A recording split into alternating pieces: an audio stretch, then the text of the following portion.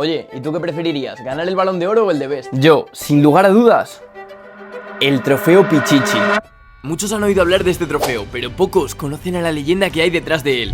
Rafael Moreno, Pichichi, no solo fue un goleador, fue un mito del Athletic Club de Bilbao. 111 goles en 133 partidos oficiales, y su historia marcó un antes y un después en el fútbol español. A los 29 años, en pleno apogeo de su carrera, falleció trágicamente. Pero su legado fue tal que el trofeo al máximo goleador de la liga se bautizó en su honor, el Pichichi. Este mito anotó 59 goles en 7 temporadas en la liga con el Athletic y fue máximo goleador de la liga en la temporada 1927-1928.